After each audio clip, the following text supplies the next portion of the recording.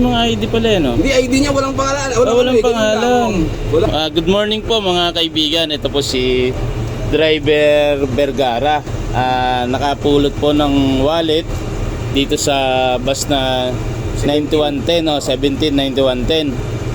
So bali ang problema po, yung wallet may laman po itong mga pera po, ha. Hindi lang po natin sasabihin kung magkano kasi yung may-ari na po mismo nakakalam. Wala po kasing ID na naiwan. Ang ito picture po. Ayan, kung nakikilala nyo po siya, may nakakakilala o madam, kung napapanood mo to, Brazil. andito po yung ID mo.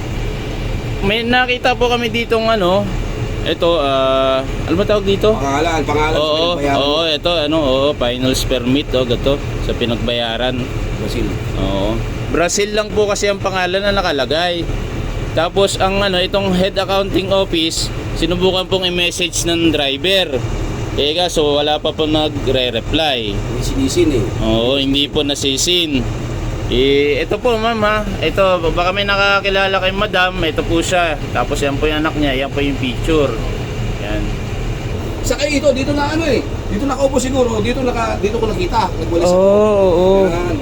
Nung pagkapulot ko, hinalap ko, sinerge ko, walang pagkakakilan lang. Oo, kasi ID, picture lang na dito. Walang Dito ito, nga. may gamot pa dito. Meron nga tayo. Hindi naman buong pangalan lang nakalagay. Di ba? Huli na lang po dito. Message na lang, ikaw. Ganun. Oo. Kaya nandito lang sabi mo 9110 kung kung hindi ka po pwedeng ibigay sa iba kasi walang pagkakilanlan, baka hindi makuha, di lang. Kaya ito Kasi saka kung kakailangan, madali lang din, nasa biyahe. Oo. Nasa biyahe. Kumbaga, diba, ma-message nyo. Ko na lang yung mo. Yung Facebook mo dito sa comment section. Para kung makakontak nyo po siya. Pwede nyo rin po ako kontakin para madali po tayong access dito sa ating driver. Po. Ayan. Ayan. Muli po, ito po uli yung picture ni madam. Baka may nakakilala, kamag-anak, kakilala, pinsan, ayan po, ha. Ayan po siya. Sabi na lang po kay madam. Baka napapanood mo rin po, madam. Ito po, andito po yung wallet mo. Sakay namin paluwas to eh. Baka bumaba ng Muson o kaya saan, gano'n.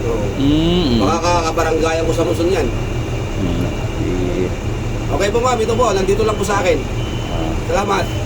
Update lang po, nung chinek namin tong naghahanap kami ng ID o pagkakilanlan, nakita namin tong picture na to. Siguro siya yung nag-aaral sa kolehiyo.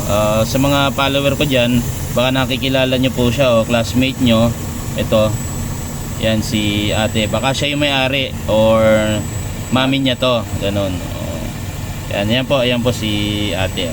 Na lang po, pasuyo na lang po, makikisuyo, ha. Yun na lang po. Salamat.